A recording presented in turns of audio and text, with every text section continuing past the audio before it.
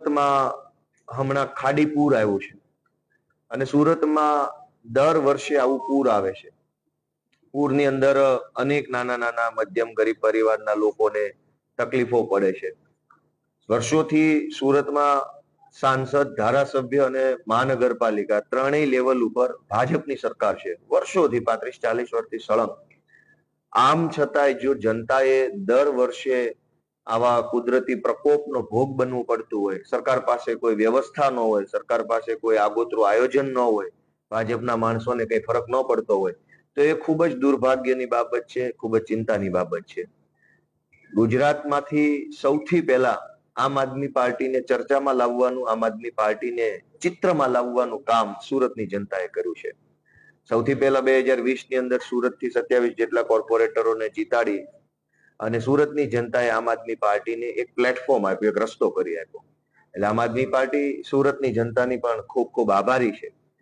અમને આમ આદમી પાર્ટીને સુરતથી પ્રેમ મળ્યો છે અને આજે સુરતની જનતા મુશ્કેલીમાં છે ત્યારે મેં નિર્ણય કર્યો છે કે હું કાલે સુરત જઈશ અને પૂર આવ્યું છે એ પૂરગ્રસ્ત જે પીડિત વ્યક્તિઓ છે, લોકો છે, એમની મુલાકાત કરીશ.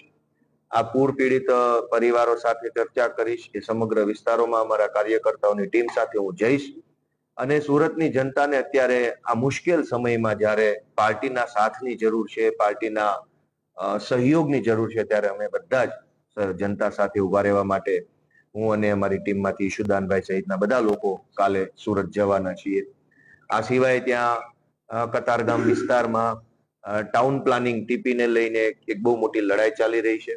અનેક પરિવારો બેઘર થઈ જાય એ હદે સરકારી તંત્ર ત્યાં લોકો ઉપર દબાણ કરી રહ્યું છે.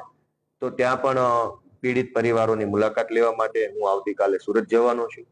બસ આ મારા પ્રોગ્રામની જાણ ગુજરાતના લોકોને હું કરી રહ્યો છું કે જ્યાં દુઃખનો સમય છે, પીડાનો સમય છે, જ્યાં આગેવાનના સહયોગની જરૂર છે, ત્યાં હું જઈ રહ્યો છું. તો આવનારા 2-3 દિવસ સુધી હું સુરતની મુલાકાતે જવાનો છું.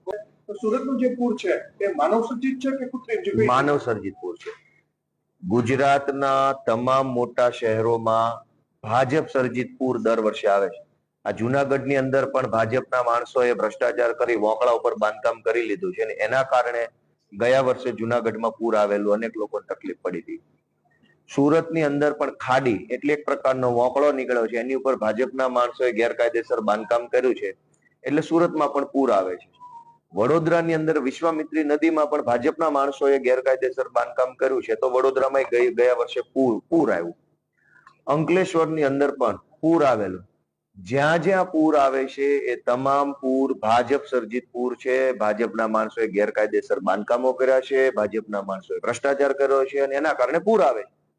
નહીતર તમે જુઓ કે શહેરોમાં જ પૂર કેમ આવે છે? વરસાદ બહુ આવે છે અને બહુ પાણી આવે છે તો ગામડામાં પૂર આવવું જોઈએ. ગામડામાં પૂર નથી આવતા. પૂર માત્ર શહેરોમાં આવે છે, એનું એકમાત્ર કારણ છે ભાજપના લોકોએ ગળાડૂબ ભ્રષ્ટાચાર કર્યો છે અને ભ્રષ્ટાચારના કારણે પાણીના નિકાલની વ્યવસ્થા અટવાઈ ગઈ છે અને એના કારણે પૂર આવે છે.